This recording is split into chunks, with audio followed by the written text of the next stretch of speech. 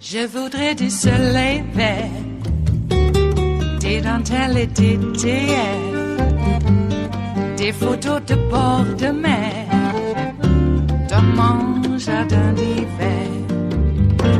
Je voudrais de la lumière, comme en Nouvelle-Angleterre. Je veux changer d'atmosphère, dans mon jardin d'hiver. Ma fleur sous la pluie de novembre, tes mains qui courent, je n'en peux plus de t'attendre. Les années passent, il est loin, là je tombe. Nul ne peut nous entendre. Je voudrais du Fred Astaire, revoir un latte. Cory Booker was in Charleston, South Carolina today at the church where a white supremacist gunned down 9 black worshippers. That was just 4 years ago. Before the attack, the gunman was active on a storm front, one of the oldest and largest neo-Nazi and white supremacy hate sites on the internet.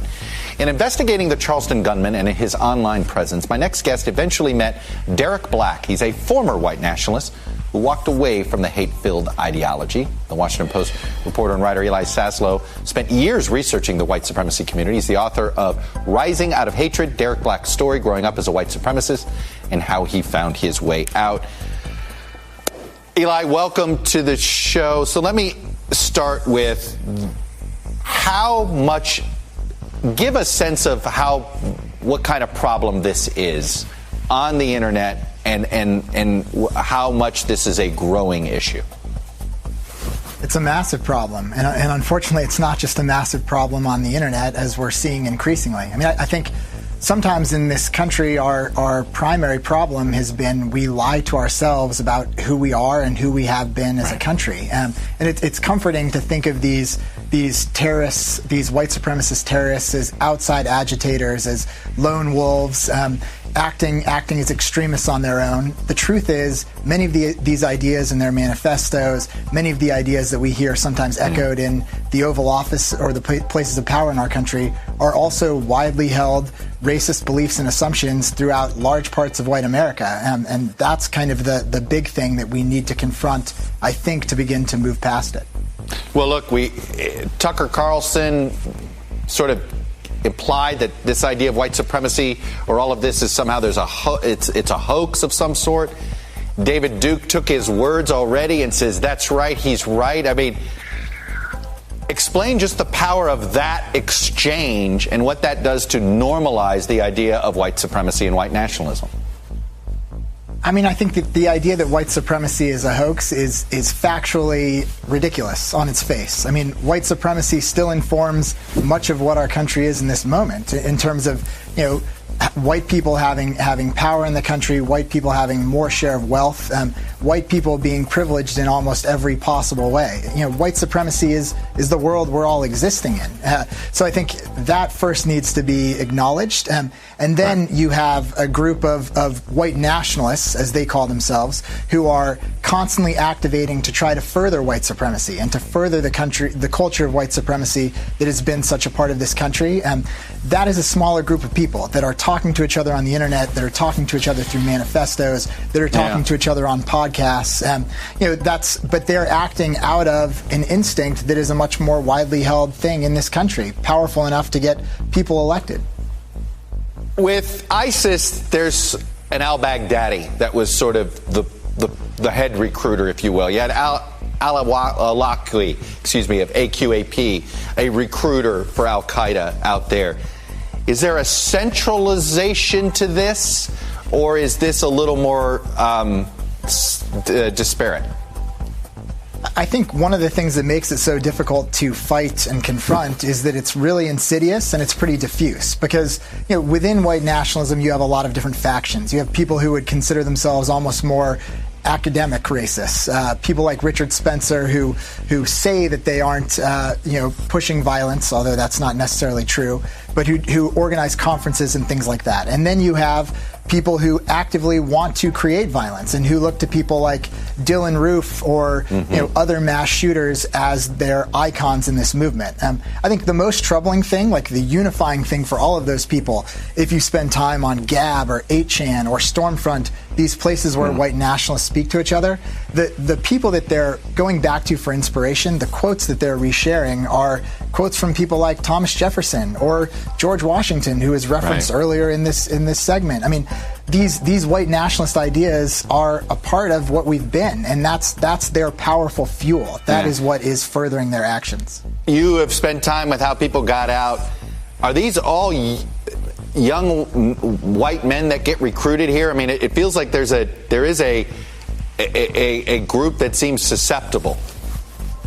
For sure. I mean, and it's not different than the group that's susceptible, frankly, for ISIS or for other terrorist and extremist groups. These are mostly white, disaffected young men who are feeling badly about the way their lives are going for many reasons. And these white nationalist groups and this white nationalist ideology kind of comes in and almost absolves them of their own blame in how their lives are going, and says, this isn't happening because of you. It's happening because of the invaders coming across the border, or because people of color need to go back to some different place. These factually inaccurate, hateful things. But that's a powerful thing to offer somebody who feels disempowered. It is Thursday, the 8th of August of 2019, and you are in West Coast Cookbook and Speakeasy. I am your chef de cuisine, Justice Putnam, and our daily special is Metro Shrimp and Grits Thursdays. A little bit of jambalaya, a little bit of spice in your life. Well, I guess we're still talking about Trump's visits to the mass shooting victims in both El Paso and Daytona. I think he went to Daytona. He probably went to Daytona. Where is everybody? Is that the beach where they do the cars? He went to Dayton. He really wanted to touch down in Toledo, but they weren't prepared for him, and he didn't know why. So they took him to Dayton, where apparently he was treated like a rock star. Well, I suppose because he was treating the staff and patients like groupies that he's trying to sell T-shirts to. Would you like to be in my propaganda commercial? Yeah, he goes there and makes a campaign ad. Oh, the White House press pool can't even be here. What do you mean press pool? The press period should be there. Got a press pool and they don't even let that one guy go. Jeez. Okay, we know what's going on. Because, look, do you ever notice that the politicians who won't do, excuse my French in the morning, but a goddamn thing about sensible gun safety, when they go to visit the hospitals, they never go to the morgue. They don't ever. I've worked in hospitals. I've seen it. They never do. Now, I will say the ones that are fighting for sensible gun laws, they do. Because those laws are put in place because of reasons. And dead people in the morgue are pretty much a reason to have laws. That's why we are a nation of laws. I know there's a lot of men who hate that. We are not a nation of men. I know a lot of men would like it to be. Yeah, had just a tiny little discussion about, maybe the women's U.S. soccer team should get more pay. Could they be paid as much as the men? Well, how about just getting paid more? And you wouldn't believe the arguments. And the total like turnabouts. They'll put something out there, and then if you respond in any kind of like sarcastic way, they'll turn it around, and then you're the racist, you're the sexist. It's so Pee Wee Herman. I mean, it's so easy to get them to do that. I feel guilty. I feel guilty. I shouldn't be triggering the lizard brain. But I got to tell you, I think that I know exactly what part of the lizard brain to trigger to elicit a particular kind of response. Women getting equal pay in the workforce? Yeah, that's a trigger that isn't a particular part of the cerebellum. Well, it's not up to me to prove the science on this. I'm a philosopher. Philosophers don't do science. A philosopher. Yeah, I'm about this close, and my forefinger and thumb are not very far apart. Let's put it that way. But I'm about that close from being the guy at the end of the bar. Yep. That close. Because there's already a couple of guys already there. Just because. It's like a meritocracy, and attrition. They kind of fall off the end of the bar. Someone else got to take the place. Did you see the city council meeting in Tucson? Yes, Tucson, I believe, was passing a measure to become a sanctuary city.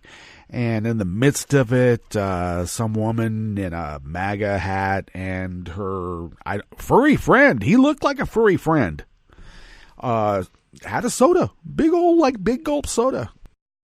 They did their demonstration. Now look, all city council meetings have a particular protocol in which you can address the council. There's some give and take on how much just the general audience can heckle and respond and clap and cheer. They allow some of it.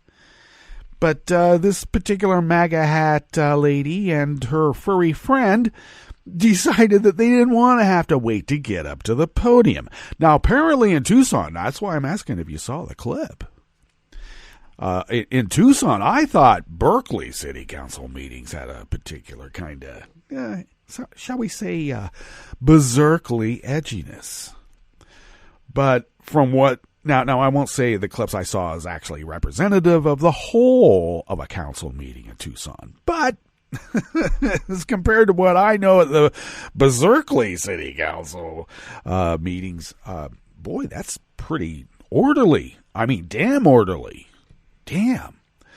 You got the city attorney right there, moving it along. And it moves along. It really does. But in Tucson, if you want to address the city council on an issue, you can't just bring a sign and say, kick the black and brown people out because, white supremacy rules. You can't just do that. You have to put your name on a list, and then you wait in line, and then you get to have your 2 to 3 minutes. And you obviously can't just go up there and say, I'm against, this zoning regulation that makes this block mixed use. No. You got to bring more to the table, apparently. Like a banjo. They had an old guy with a banjo singing about sanctuary cities and any other number of various excuse me, but I'm of a particular age, and it really looked like a talent show at the hippie commune. And I have this great and grave fear that one day I might become that old guy with a banjo singing at the city council meeting. A ballad. Oh, yes, fear. It might already be happening. In fact, you know what? I think the Southern Oregon area might need somebody with a banjo singing about the kids. And I will also assure you, I will never, ever, ever, ever play the banjo at a city council meeting because I'll be taking in my 12-string Ovation balladeer. All right? I mean, I'm already proficient with that.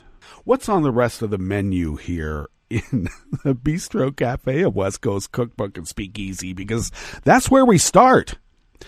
Now, of course, the Bistro Cafe has all of these lovely cookbooks from around the world. And in the real world, the analog world, of flesh and blood, I do.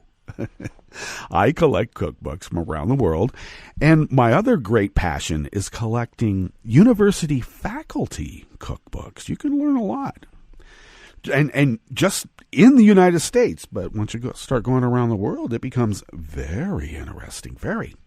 Well, at the top, it is comforting to think that white supremacists are just lone wolves when white supremacy is actually a widely held belief in America. I'm shocked. Still, I will put it this way. It is a widely held belief, but, one or two really stand out. So it's a widely held belief, but they still are much less than the toxic third that we are usually accustomed to. They are part of that toxic third. They may even be a third of that toxic third, which makes them even more toxic. Yeah, the more potent they become is usually because of the smaller amount packed in. On the rest of the menu, Mick the Prick Mulvaney. Look, if we're going to give people pro wrestling names, he's Mick the Prick, okay? Well, he admitted, finally, to illegally relocating those federal employees to get them to quit their jobs. Like scientists who have been studying sciences in their particular fields for any number of years, to the point where they're experts. Mick the Prick thinks he can do their job, apparently. He does everybody else's. Trump's war with California could cost the U.S. economy $400 billion by the middle of the century. I keep telling people California is going to be Trump's Afghanistan. And by continuing to test its missiles, North Korea is playing Trump for a fool. Give him a love letter. Kick him in the ass. After the break, we moved to the chef's table where Mississippi food processors paid $3.5 million to settle sexual harassment suits. So U.S. immigration agents arrested over 700 workers at their facilities. How convenient. And 3 Congolese doctors were arrested for an attack that killed a senior World Health Organization epidemiologist involved in the Ebola response. All that and more on West Coast Cookbook and Speakeasy. Bon appetit.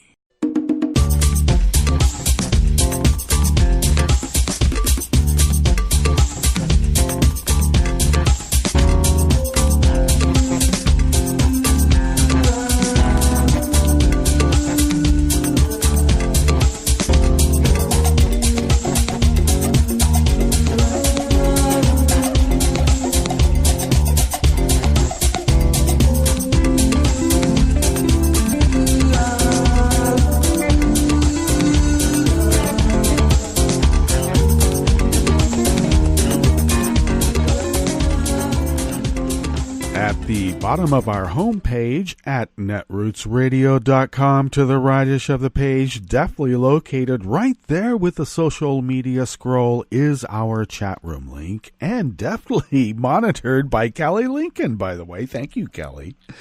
To the leftish of the page from the chat room link at the bottom of our homepage at netrootsradio.com, you will then notice right over there our link to our Patreon site, and do please become a recurring Patreon of Netroots Radio. We've been doing this Resistance Radio 24/7, 365 for over the last 8 years now, and we would have been unable to do this without your generosity. So thank you very much for really allowing us to fulfill our civic duty as the founders originally intended. all those many decades and decades and decades ago.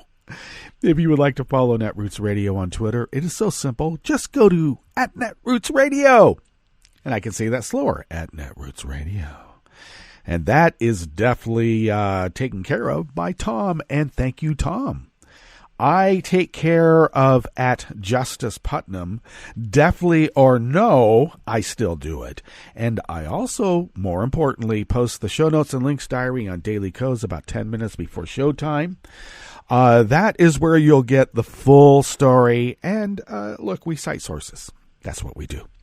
And then you can dig deeper as well. So check that out on Daily Codes or on the social media platforms that I post the links to the show notes and links diary.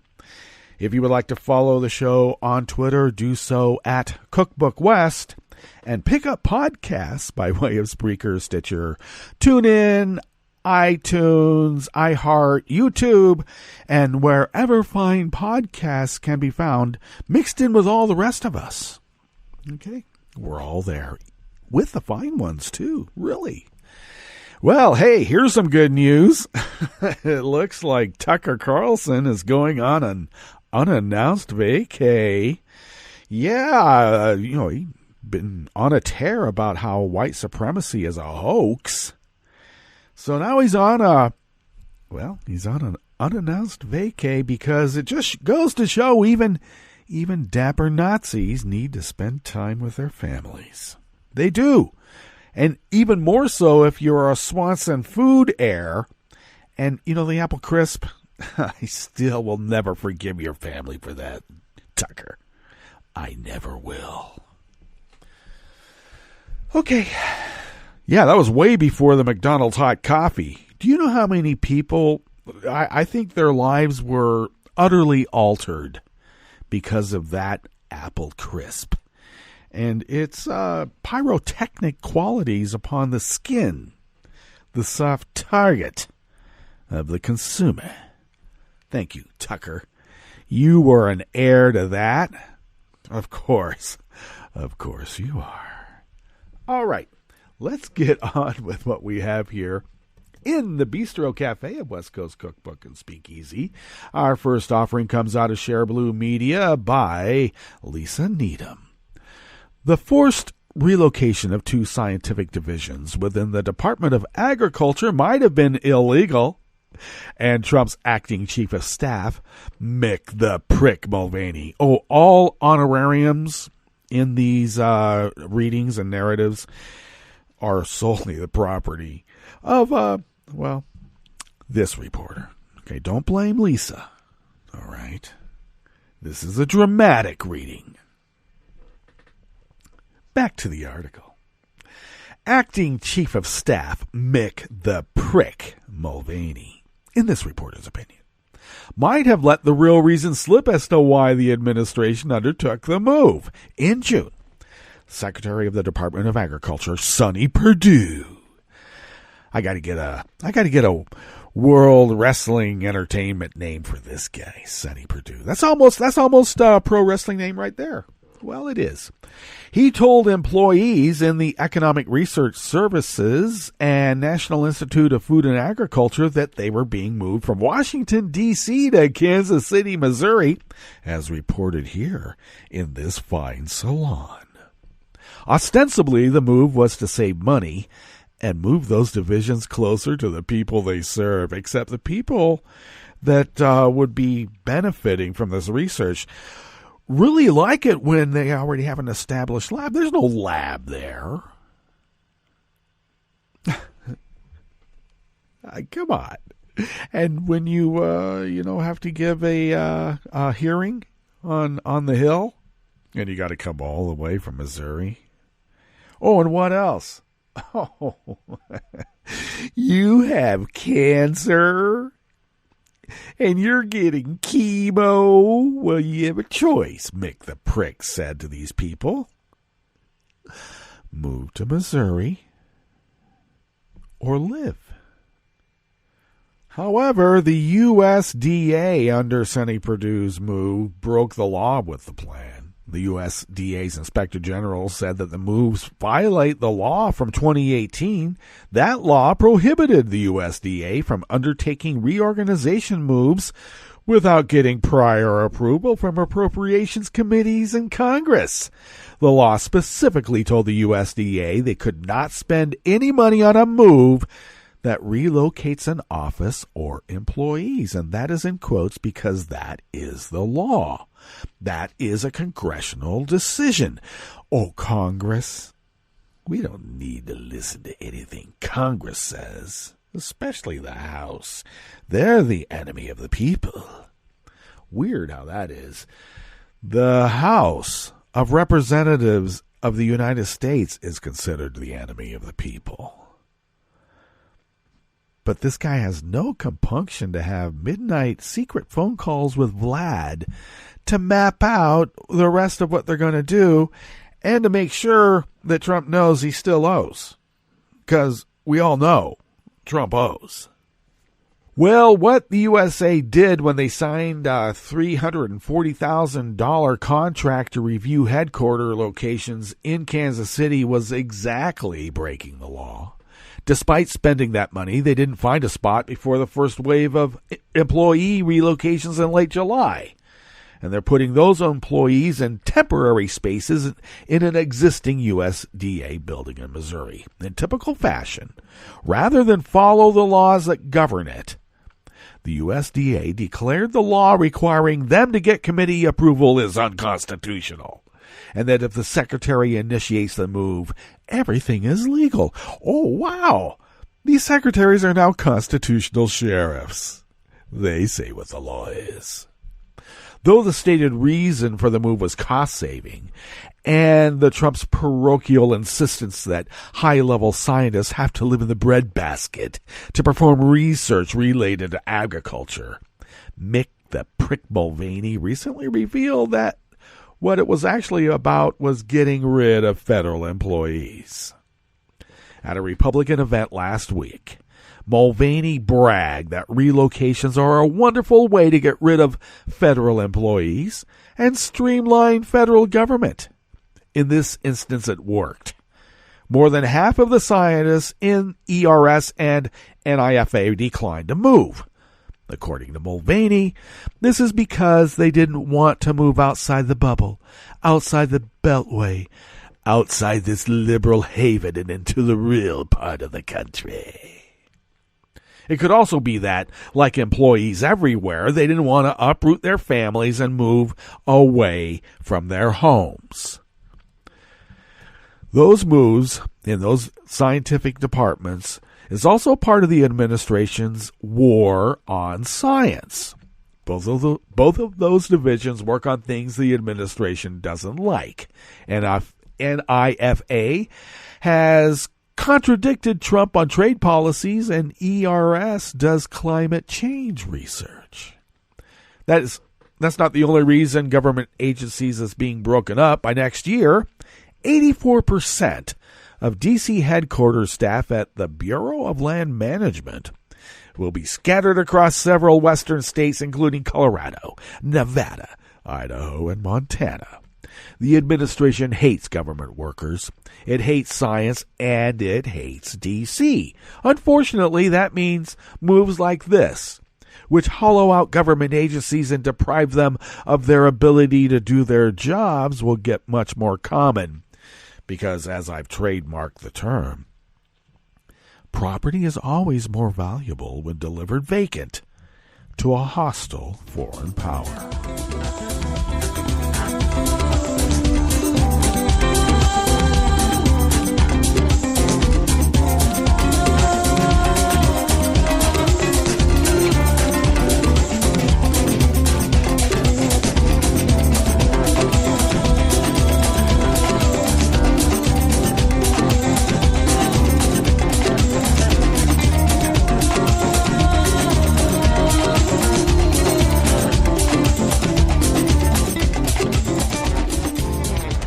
E.A. Crunden of Think Progress brings us this next offering here in the Bistro Cafe of West Coast Cookbook and Speakeasy, Metro Shrimp and Grits Thursdays. And don't you dare diss the grits. Don't you dare. Equal protection and due process for the grits. Please. The Trump administration's plan to freeze fuel efficiency standards in defiance of California's stricter, more environmentally friendly rules is set to have dire ramifications for emission levels and the economy, according to new research out yesterday, Thursday. Rolling back California's robust vehicle emissions requirements will cost the U.S. economy $400 billion through 2050. And that was an analysis from the environmental policy group Energy Innovation. Trump's efforts to undo Obama-era rules will also increase U.S. gas consumption by up to 7.6 billion barrels, subsequently increasing U.S. transport emissions up to 10% by 2035. Do we have any left? I keep reminding people about what happened with the whale oil industry when they held on so very, very long to that whale oil. Under Trump, the EPA and the National Highway Safety Administration, we affectionately know that as the NHTSA, have been engaged in a bitter feud with California over emission standards. California has set its own standards for decades under the Clean Air Act, Section 177, through an EPA waiver with significant success. 14 states and the District of Columbia have adopted the same standards, but the black guy liked it and has to be undone. Every last bit.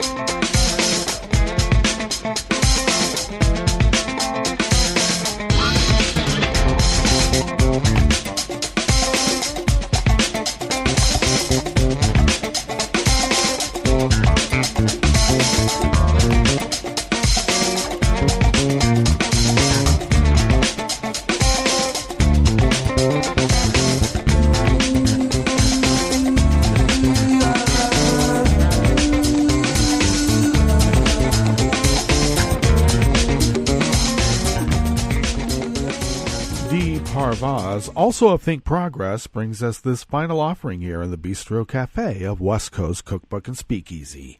North Korean leader Kim Jong-un said that Pyongyang's latest missile test was an occasion to send an adequate warning to the United States and South Korea over the joint military exercises that started this week.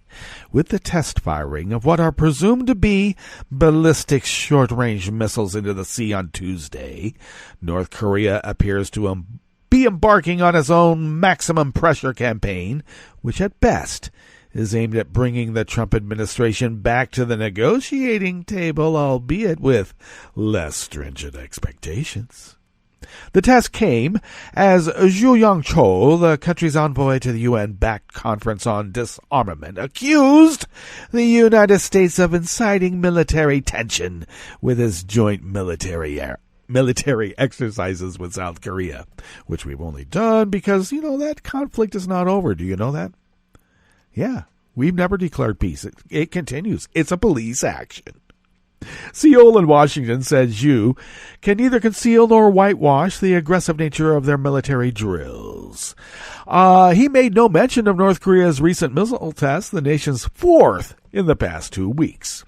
Will North Korea's strategy to pressure the U.S. to make good on its talk of negotiation and diplomacy pan out?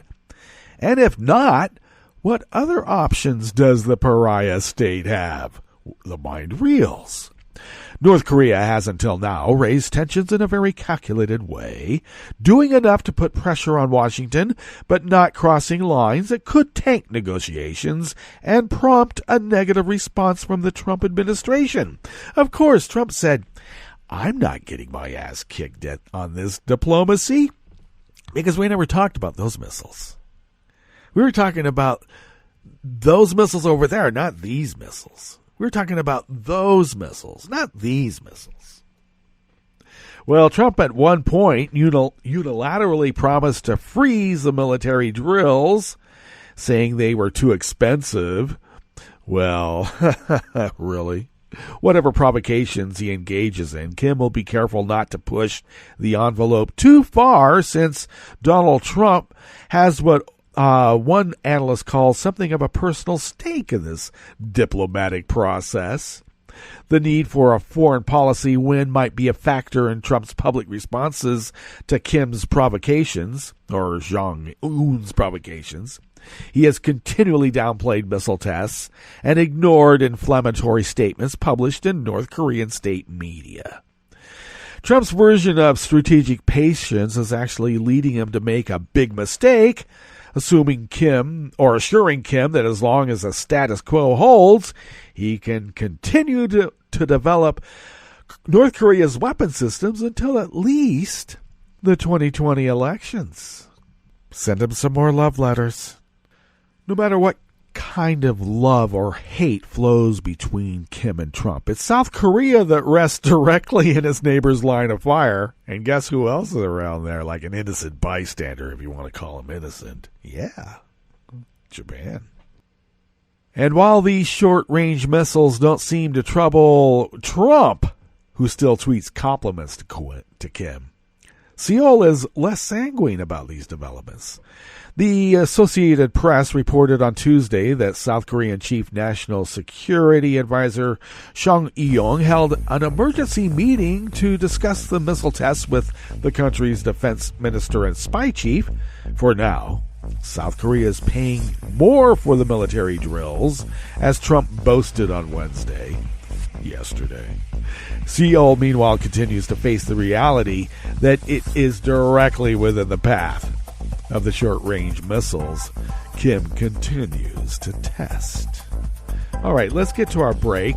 And when we get back from that break, we are going to go through weather from around the world, and we are going to finish up with the stories that we've curated for you today.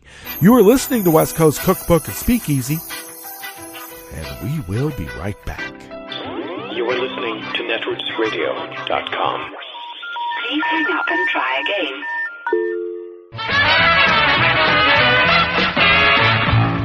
From a point at sea to the circles of your mind, a new force is at work for planetary transformation. New radio for a new Earth.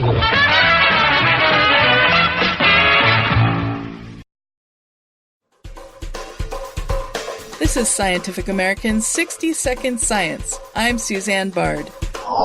I thought you were downstairs boxing chocolates. Oh, they kicked me out of there. I kept pinching them to see what kind they were. Laugh tracks in television shows like I Love Lucy have been encouraging us to chuckle since the 1950s. But they originated even before that with old radio shows. If you just put out a comedy program on the radio, people didn't necessarily realise it was supposed to be funny. So they started recording them with a live audience, because then people had all the cues that they would get if they were at the theatre, say, of an audience response. And indeed, laughter can be highly contagious.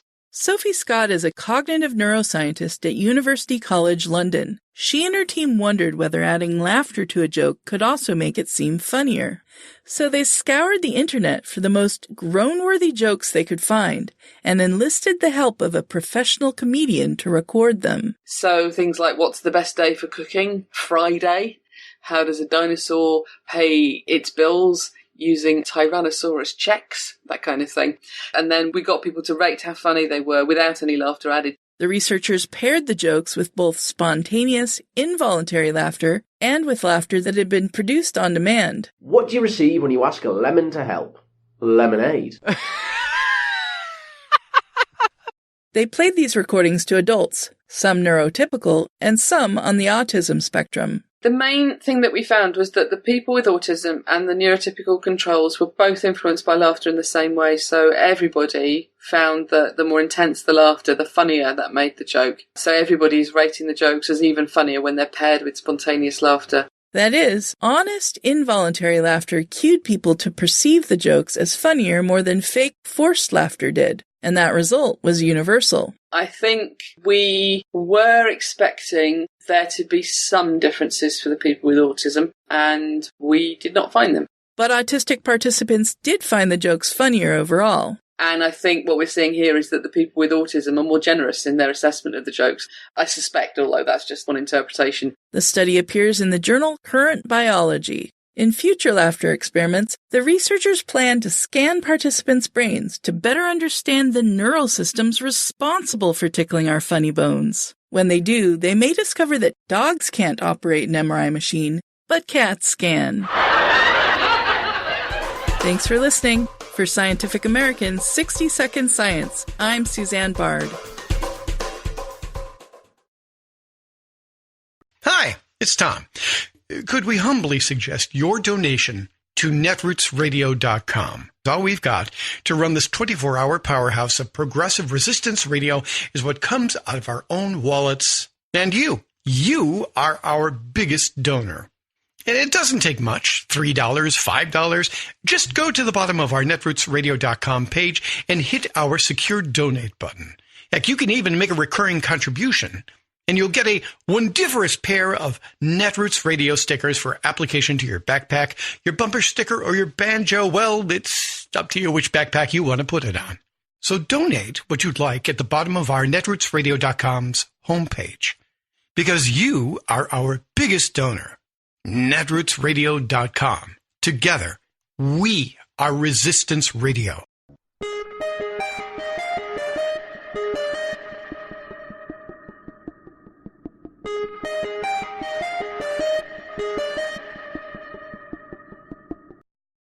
It's now pedal to the metal, full speed ahead on executions by the United States government. I'm Bill Newman, and this is the Civil Liberties Minute. It has been over 16 years since a federal prisoner was strapped down to a gurney in a death chamber, but the Department of Justice has just announced that in December it will begin killing federal prisoners again, and indeed has scheduled 5 executions for December and January. In considering the death penalty, it's important to appreciate that you don't get to execute the person who you, perhaps, think should die. Rather, the government has to construct and maintain an entire system, an enormous apparatus of death, which history proves will fail over and over again. Because, as studies show, the death penalty is not a deterrent. It makes mistakes. It executes the innocent. It's racist and expensive and inhumane. And our government killing people with premeditation diminishes us all. Most countries, 170 of the 194 in the United Nations, have abolished the death penalty, either in law or in practice. And 25 of the 50 states have abolished capital punishment or imposed a moratorium. But our federal government now intends to do everything within its power to kill people, to prove that killing people is wrong. The Civil Liberties Minute is made possible by the ACLU, because freedom can't protect itself. I'm Rick Smith, and this is Labor History in 2.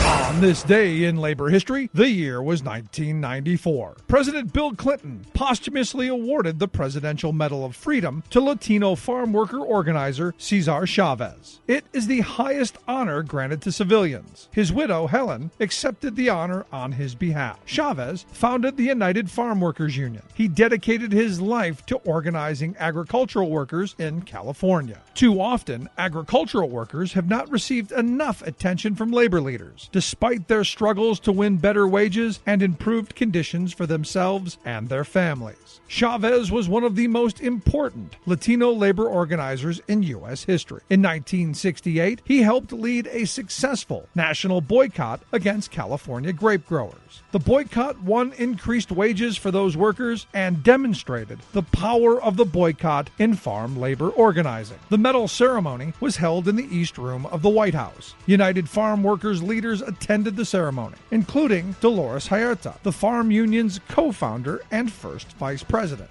President Clinton's remarks in granting the medal captured the impact and sacrifice of this labor activist. President Clinton said, "The farm workers who labored in the fields and yearned for self-respect and self-sufficiency pinned their hopes on this remarkable man, who with faith and discipline, with soft-spoken humility and amazing inner strength, led a very courageous life, and in doing so, brought dignity to the lives of so many others, and provided for us an inspiration for the rest of our nation's history." In his life, Cesar Chavez never made more than $5,000 a year. And yet, the richness of his life and legacy left a lasting imprint on the cause of labor. Labor History in 2 brought to you by the Illinois Labor History Society and The Rick Smith Show.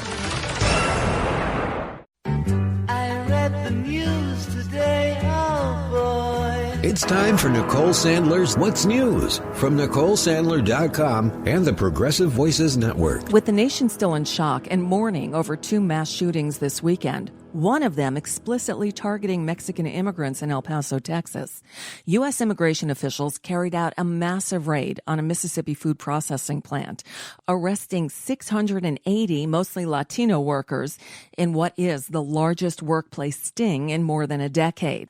The arrested workers filled 3 buses at a Coke Foods plant in Morton, Mississippi, 40 miles east of Jackson.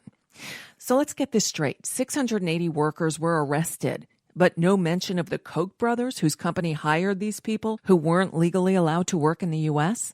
Something just doesn't comport there. And they deployed 600 ICE agents to arrest 680 people. But they didn't think about what would happen to the children of those workers or make any provisions to help them. Shameful. Donald Trump on Wednesday visited El Paso, Texas, and Dayton, Ohio, the scenes of last weekend's deadly mass shootings. The White House said the trip was not a photo op and completely shut out the media, not allowing even a pool reporter inside the hospital to cover the visit. Then the White House posted its own photos of the visit all over the internet. As he tends to do, Trump shouted at the press as he was departing the White House. He laughably said that those who were criticizing him were, quote, political people. So my critics are political people. They're trying to make points. In many cases, they're running for president and they're very low in the polls. If you look at Dayton, that was a person that supported, I guess you would say, Bernie Sanders, I understood. Antifa, I understood. Elizabeth Warren, I understood. Had nothing to do with President Trump. So these are people that are looking for political gain. I don't think they're getting it. And as much as possible, I've tried to stay out of that. He's tried to stay out of that? Oh, my God. Really, there are no words. Then, as he was flying from Dayton to El Paso, Trump criticized Joe Biden on Twitter, saying his speech was so boring. He also criticized Dayton's mayor, Nan Whaley, and Ohio Senator Sherrod Brown, who were with him for part of Wednesday and had generally praised his visit. Trump then went on to criticize CNN, Fox News' Shepard Smith, later turning to Joaquin Castro and his brother Julian, and he ended his day with, quote, fake news, saying that Democrats were using, quote, racism as a tool against him, and issued a final blast at Bloomberg opinion executive editor and Trump biographer Tim O'Brien. Keep in mind, this Twitter rampage came in the midst of a trip where he was visiting 2 communities that were deeply affected by mass shootings.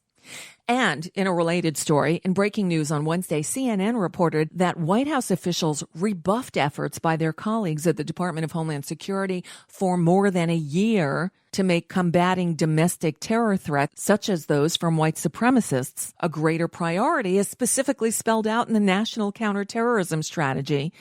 This, according to current and former senior administration officials, as well as other sources close to the Trump administration. From the Bring on the Impeachment files, the House Judiciary Committee on Wednesday sued to force former White House counsel Don McGahn to testify before Congress, asking a federal judge to strike down the Trump administration's claim that top presidential aides are, quote, absolutely immune from its subpoenas. Just a note, absolute immunity doesn't exist. And finally, better late than never. 6 years ago, I wrote an article calling on the world's civilized nations to issue travel advisories for the United States. This week alone, Uruguay and Venezuela joined a growing group of nations warning that it's just not safe here. On Wednesday, Amnesty International made a bold statement, issuing a stark warning that reads, quote, "The Amnesty International Travel Advisory for the country of the United States of America calls on people worldwide to exercise caution and have an emergency contingency plan when traveling throughout the USA. This travel advisory is being issued in light of ongoing high levels of gun violence in the country. If you decide to travel to the United States, be extra vigilant at all times and be wary of the ubiquity of firearms among the population. Avoid places where large numbers of people gather, especially cultural events, places of worship, schools, and shopping malls. Exercise increased caution when visiting local bars, nightclubs, and casinos. Depending on the traveler's gender identity, race, country of origin, ethnic background, or sexual orientation, they may be at higher risk of being targeted with gun violence and should plan accordingly.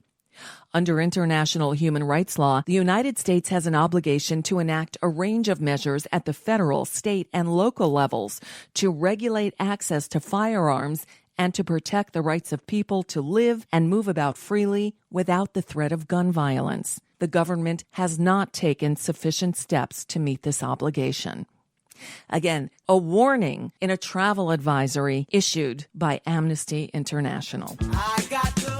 And that's just a bit of what's news for now. I'm Nicole Sandler, inviting you to check out The Nicole Sandler Show. Hear it here on the Progressive Voices Network, Tuesday through Friday at 5 Eastern, 2 Pacific. Or you can get the podcast anytime at NicoleSandler.com.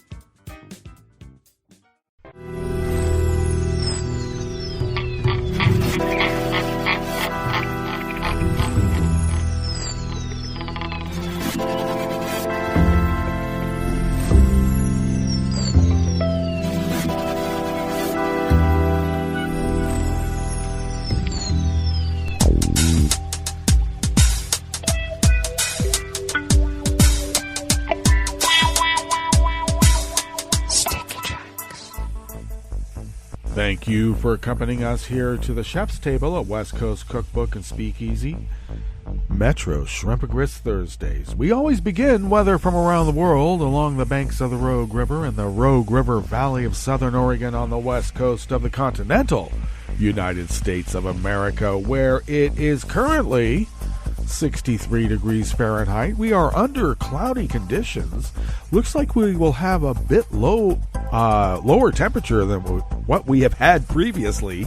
Looks like we're going to be in the low 80s today here and along the banks of the Rogue River. And will be partly cloudy, if not mostly cloudy, for most of the day, including tonight. Winds are light and variable out of the west. Will shift ever so slightly out of the west northwest at 5 to 10 miles per hour a bit later, and continue at that velocity and out of that direction through tonight until tomorrow, where it will then be light and variable for most of the day, according to this forecast. We are under a fire weather watch currently, though I must say it is quite pleasant with the overcast that we have. It seems like a marine layer. Barometric pressure. Before I get to that, grass pollen is moderate. The air quality index is good, very low in the on that index at 9 parts per million, though the daytime UV index remains very high at 8. Okay, barometric pressure is holding steady right now at 29.77 inches. Visibility is at 8 miles, and relative humidity is at 84%. Weather from around the world is brought to you by people's personal weather stations that they purchased. These people planted these purchased personal weather stations somewhere on their property, and these people positively live around the world. London is 76 and mostly cloudy. Paris is 85 and sunny with a heat advisory. Rome is 89 and sunny. Kiev is 76 and fair. Kabul is 88 and fair. Hong Kong is 85 and partly cloudy. Tokyo is 84 and partly cloudy. Sydney, Australia is 56 and clear. San Francisco, California is 56 and partly cloudy with a wind advisory. And New York, New York is 77 degrees Fahrenheit and partly cloudy. And that is weather from around the world, brought to you by people's personal weather stations that they purchased. These people planted these purchased personal weather stations somewhere on their property, and these people positively live around the world.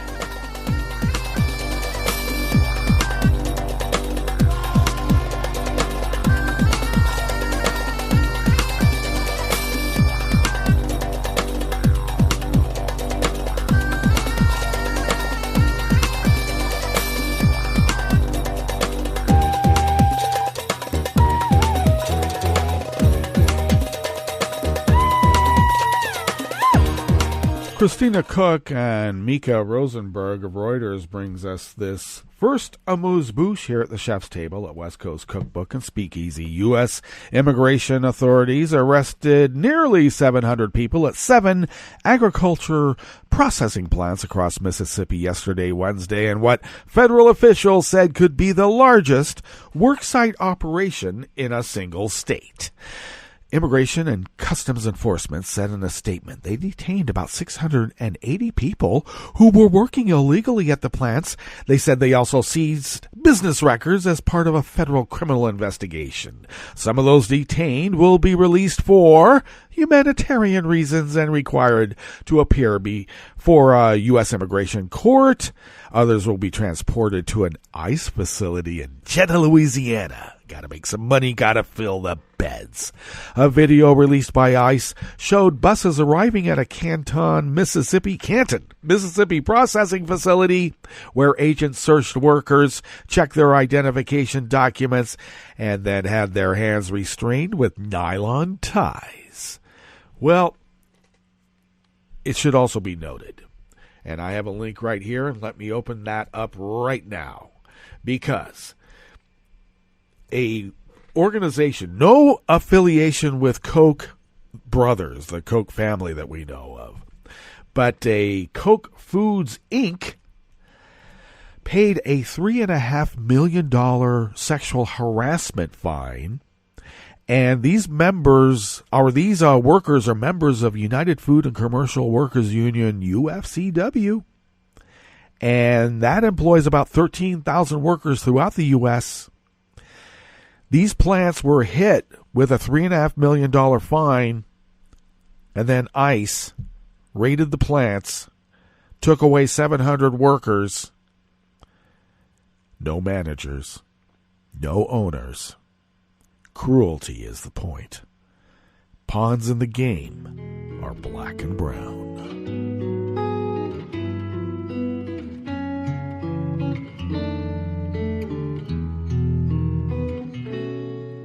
Je te donne ce mon amour pour la vie entière. La promesse de me trouver à tes genoux. Aussitôt que tu m'appelles, rester toujours fidèle. C'est tout, c'est tout. Je te donne tous mes printemps, mes étés de mer. Mes automnes, quand les feuilles tombent partout. Si ce n'est pas une bonne affaire, je te donne tous mes hivers, c'est tout. Anonymous worker bees at Reuters bring us this final amuse-bouche here at the chef's table at West Coast Cookbook and Speakeasy. 3 Congolese doctors have been arrested for planning an attack on a hospital that killed a senior WHO epidemiologist involved in the Ebola response, a prosecutor said yesterday, Wednesday. Cameroonian Dr. Richard Mazuko was killed in an attack in April on a hospital in the city of Butembo, one of the epicenters of the year-long Ebola outbreak, which is the second deadliest in history. Lieutenant Colonel Jean-Baptiste Kumba, senior military prosecutor, said militiamen involved in attacking treatment centers had, under interrogation, implicated 4 doctors in planning the raids, including against the Butembo hospital. The 3 had been arrested, while the 4th is at large. He provided no further details about when or where they were detained or what their motive might have been. though we know that there is rampant conspiracy theories and hoaxes about responses to Ebola being some sort of way of getting rid of people, killing them. That's how it works, folks. Well, that brings us to the end of our broadcast period for the day, but you do know that Netroots Radio is going to broadcast on. And we're going to meet up tomorrow for Blue Moon Spirits Fridays, because we are all Nighthawks in the Diner of Life. So do stay tuned to Netroots Radio all day and all night for all the breaking news as it breaks. And we'll meet up here tomorrow, right here in West Coast Cookbook and Speakeasy. Bon appetit.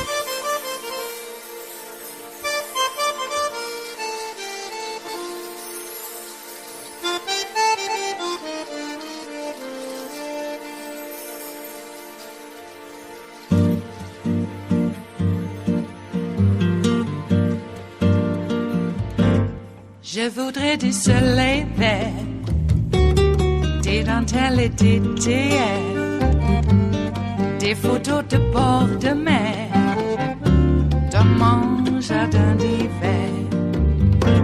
Je voudrais de la lumière, comme en Nouvelle-Angleterre. Je veux changer d'atmosphère, dans mon jardin d'hiver. À fleurs, sous la pluie de novembre, tes mains qui courent, je n'en peux plus de t'attendre. Les années passent, qu'il est loin, là je tombe. Nul ne peut nous entendre. Je voudrais du Fred Astaire, revoir un latte Goël.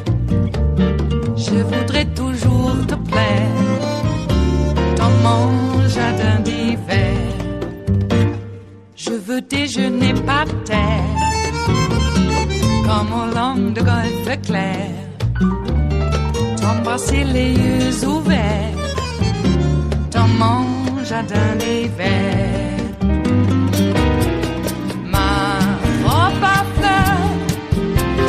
Pluie de novembre, tes mains qui courent, je n'en peux plus de t'attendre.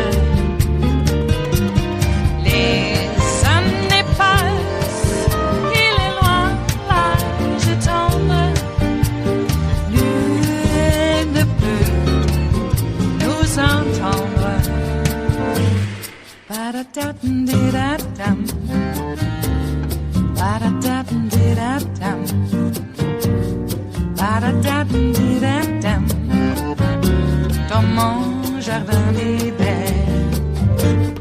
Ba-da-da-dum-di-da-dum.